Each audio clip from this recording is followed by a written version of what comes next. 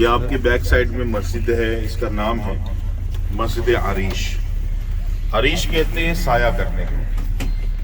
تو اس مقام پر پیارے آقا صلی اللہ علیہ وسلم کے لیے صحابہ اکرام نے ایک چھپر بنایا تھا، خیمہ نہیں تھا کپڑے کا، جس طرح چار آپ لکڑی گاڑ کے اوپر کوئی ٹین ڈال دیں، پلائی بورڈ ڈال دیں، تو اس زمانے میں چھان وغیرہ ڈال کے صحابہ کرام نے چھپر نما خیمہ بنایا تھا۔ اور یہ جو اس مسجد کے پیچھے جو میدان ہے آپ نے دیکھا، ٹھیک اس مسجد کے ساتھ جو متصل زمین ہے، اس حصے میں پیارے آقا صلی اللہ علیہ وسلم کا قیام تھا، اور 313 صحابہ کرام 3013 صحابہ کرام حضور کے ساتھ ہیں جو یہاں پر۔ اور آپ نے مسجد کے اس سائیڈ میں کارنر میں مٹی کا گھر دیکھا ہوگا بغیر چھت والا، وہاں پر حضور صلی اللہ علیہ وسلم اٹھنی کھڑی تھی، اور پیارے آقا صلی اللہ علیہ وسلم نے صحابہ کرام سے میٹنگ کیا تھا وہاں پر۔ اس کے بعد سامنے جو کھجوروں کے باغات ہیں، ابو جہل کا پورا جو ہے وہ علاقہ تھا، اور بیچ میں تھی۔ یہاں سے تقریباً 2.5 کلومیٹر کے فاصلے پر وہ پہاڑ ہے جس پر جبریل علیہ السلام فرشتوں کو لے کر نازل ہوئے، کیونکہ پیارے آقا صلی اللہ علیہ وسلم کے ساتھ جو 313 صحابہ اکرام ہیں، 313 صحابہ کو لے کے حضور مدینے سے آئے، اور مقابلہ کن سے چلے تھے؟ 1000 مشرکین سے۔ امپوسیبل، ایسا نہیں ہو سکتا تھا، لیکن اللہ کے رسول صلی اللہ علیہ وسلم جہاں ہو کیا نہیں ہو سکتا ہے؟ حضور جو فرما دے وہ ہو جائے گا، اور جس جنگ میں سرکار ہو تو جیت صحابہ کی کیسے نہیں ہوتی؟ تو پیارے آقا صلی اللہ علیہ وسلم نے دعا فرمائی، اور رات کے ایک حصے میں اسی مسجد کے بیک سائیڈ میں جو میدان آپ نے دیکھا، اس میدان کا رسول اللہ نے وزٹ فرمایا۔ حضور کے دشت مبارک میں چھڑی تھی، اور مصطفیٰ کریم صلی اللہ علیہ وسلم نے اس چھڑی سے لکیر کھینچی اور فرمایا یہاں عتبہ مرے گا، یہاں شیبہ مرے گا، یہاں فلاں مرے گا، یہاں فلاں بن فلاں مرے گا۔ راوی حدیث کہتے ہیں جب جنگ کے بعد ہم نے دیکھا تو 1 انچ بھی یہاں سے وہاں نہ تھا، ادھر سے ادھر نہ تھا، بالکل وہ لوگ وہیں آ کے مرے جن کا نام رسول اللہ نے جہاں کے لیے لیا ہوا تھا۔ کسی شاعر نے کہا نہ کہاں مریں گے ابو جہل عتبہ و شیبہ، کہ جنگ بدر کا نقشہ حضور جانتے تھے۔ تو جنگ تو بعد میں ہوتی ہے، مارکہ آرائی بعد میں ہوتی ہے۔ پیارے آقا صلی اللہ علیہ وسلم نے جنگ سے پہلے ہی فرما دیا تھا کہ ابو جہل کہاں مرے گا، عتبہ بن ربیعہ کہاں مرے گا، شیبہ بن ربیعہ کہاں مرے گا۔ ارجع محمد ارجع۔ تو پیارے آقا صلی اللہ علیہ وسلم نے جنگ سے پہلے میدان کا وزٹ فرمایا، اور حضور صلی اللہ علیہ وسلم نے اس مسجد کے پاس جو خیمہ تھا حضور کا، یہاں سرکار نے دعا فرمائی۔ کیا دعا تھی؟ کہ اللہ اسلام کی مدد فرما۔ آج ہم دعا کم کرتے ہیں، باتیں زیادہ کرتے ہیں، عبادات کم ہیں، روتے زیادہ ہیں۔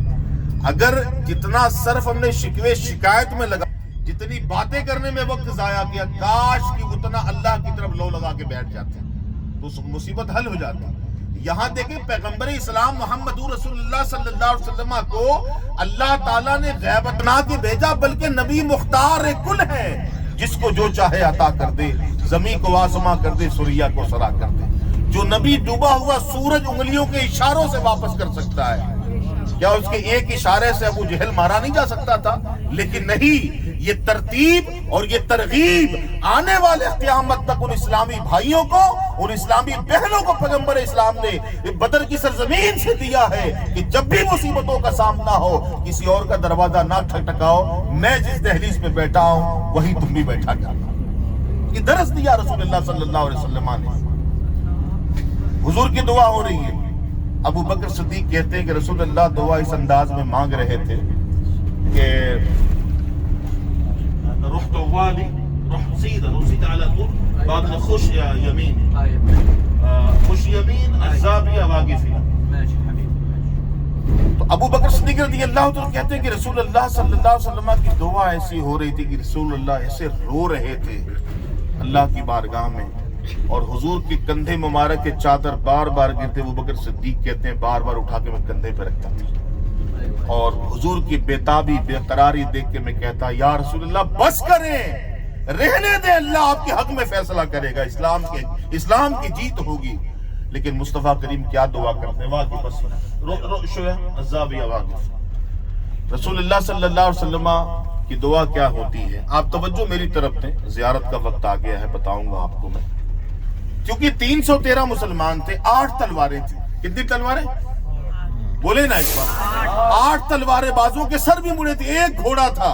اور غربت کا عالم یہ تھا کہ صحابی جس کھجور کی گٹھلی کو چوس کے سحری کرتے تھے اسی کو چوس کے افطار کیا کرتے تھے. 17 رمضان ہے، مارکا آرائی ہوتی ہے، اس سے ایک دن پہلے جو رات آتی ہے، میرے آقا صلی اللہ علیہ وسلم نے صحابہ کی غربت کا عالم دیکھا. یہ مدینہ چھوڑ کر بدر میں آئے تھے، یہ اصل شہر بھی نہیں تھا، صحابہ کے مکانات بھی نہیں تھے. 8 تلواروں لے کر چلے 1000 سے مقابلہ کرنے. جبھی تو حضور صلی اللہ علیہ وسلم کی دعائیں ہو رہی ہے. اللہ کی بارگاہ میں عرض کرتے ہیں، اللہ میں یہ نہیں کہتا تو 313 کو بچا لے، لیکن یہ ضرور کہتا ہوں آج یہ 313 اگر نہ بچے تو پھر قیامت تک تیرا نام لینے والا کوئی نہ ہوگا. دعا ہو رہی ہے. حضور فرماتے ہیں، اے ابو بکر وہ دیکھ جبریل آ گئے، وہ دیکھ جبریل آ گئے. پہلے 5000 فرشتے آئے، 1000 آئے، 3000 آئے، اور آنے کے بعد وہ دشمنوں کے لشکروں میں گم ہو جاتے ہیں. کوئی صحابی کسی فرشتہ کو نہیں دیکھ رہا، لیکن آمنہ کے لال ہر فرشتوں کو دیکھ رہے ہیں. دشمن کھڑا ہوتا، اس کا دھڑ وہ گرتا، سر وہ گرتا. صحابہ پریشان، مار کون رہا ہے، لیکن میرے آقا صلی اللہ علیہ وسلم ہر فرشتوں کو ملاحظہ فرما رہے تھے. اس جنگ میں 14 صحابہ کرام شہید ہوئے. کتنے؟ 14. اور رسول اللہ کے سب سے بڑے جو گستاخ تھا نا، وہ فرعون اس امت کا، ابو جہل، اسی جنگ میں مارا گیا. عتبہ بن ربیعہ، ہندا کا باپ، ہندا تو بعد میں فتح مکہ کے بعد ایمان لے کر آئی. ہندا کا باپ عتبہ، اس کا چچا ربیعہ، اس کا دادا، اور شیبہ اس کا چاچا، ولید ہندا کا بیٹا، یہ سب مارے گئے تھے. سید الشہداء نے عتبہ بن ربیعہ کو مارا، واصل جہنم کیا. وہ آیا بڑا تکبر سے بلخاتا ہوا، کہا اے محمد کس کو بھیجتے بھیجیے ہمارے مقابلے میں. تو حضور نے فرمایا چچا آپ جائیے. سید الشہداء گھوڑے پہ بیٹھتے، آگے بڑھتے، ایسا ضرب لگایا کہ سر کاٹتی ہوئی تلوار سینے کو چیرتی ہوئی ریڑھ کی ہڈی میں جا کے اٹک جاتی. اور وہ کہتا ہے کہ بھیجیے کس کو بھیجتے. حضرت علی کرم اللہ تعالی وجہہ الکریم میدان میں اترتے ہیں اور ایک ہی وار میں واصل جہنم کر دیتے ہیں. حضور کے چچا کے بیٹے عبیدہ بن حارث زخمی ہو جاتے ہیں، پیر کی نلی کٹ جاتی ہے، روغن بہ رہا، خون بہ رہا ہے. حضرت علی کی نظر پڑتی کہ میرا بھائی زخمی ہے. بجلی کی طرح جھپٹتے حضرت علی اور اپنے بھائی کو کندھے پہ تیز رفتار گھوڑے کے ساتھ جاتے ہیں اور مصطفیٰ کریم کے قدموں میں لٹا دیتے ہیں. جنگ ہو رہی ہے، روغن پیر کا بہہ گیا ہے. چچا کے بیٹے عبیدہ بن حارث کہتے یا رسول اللہ میں شہید نہیں ہوں گا اس جنگ میں. حضور فرماتے تیری شہادت ہوگی، تیری شہادت ہوگی. زمانے نے دیکھا کہ 13 صحابہ کرام تو اس قبرستان میں مدفون ہیں، لیکن عبیدہ بن حارث وہ صحابی ہیں جو انتقال نہیں ہوا تھا، شہید نہیں ہوئے تھے، زخمی تھے، مدینے جا رہے تھے. وادی صفرا میں جو بیر شفا کا کنواں آپ نے دیکھا ہوگا، وادی صفرا کی پہاڑی پہ وہی ان کا انتقال ہوتا ہے. اور صحابہ کرام نے وہی قبر کھودی، نماز جنازہ ہوئی اور تنہا عبیدہ بن حارث کی قبر وادی صفرا میں، بیر شفا کے کنواں کے سامنے. تو 13 یہاں ہیں، 14ویں صحابی وہاں ہیں. اس بات کو ذہن نشین رکھیے گا. اب یہاں صحابہ کی قبریں کہاں؟ دیکھیے قبرستان بہت بڑا ہے. دور قدیمہ کا جو مختصر چھوٹا سا قبرستان تھا وہ یہ ہے جو سامنے یہ پہاڑ کا ٹیلہ دیکھ رہے ہیں آپ. یہ دیکھ رہے ہیں آپ، اس پہاڑ کے ٹیلے پہ 13 صحابہ کرام رضی اللہ تعالی عنہم کی قبریں ہیں. یہ وہ جانثار رسول ہیں جنہوں نے اپنی جان کی قربانی دے کر اسلام کی حفاظت کی ہے. اگر یہ نہ میدان میں اترتے تو شاید ہم مسلمان نہ ہوتے. انہوں نے اسلام کو بچایا ہے. اللہ پاک ان کی تربت مقدسہ پر کروڑہ رحمت نازل فرمائے اور ان کے صدقے اللہ ہمارے والدین حضور کی ساری امت کی بخشش فرمائے. دعا فرمائے. پہلے آپ 3 مرتبہ سورہ اخلاص پڑھ لیجئے اور 1 مرتبہ سورہ فاتحہ. لیکن اس سے پہلے میرے ساتھ آپ سب سے پہلے سلام پیش کریں. السلام علیکم یا اصحاب الرسول صلی اللہ علیہ وسلم ورضی اللہ تعالی عنہم. السلام علیکم یا اہل الدیار. السلام علیکم یا اہل القبور.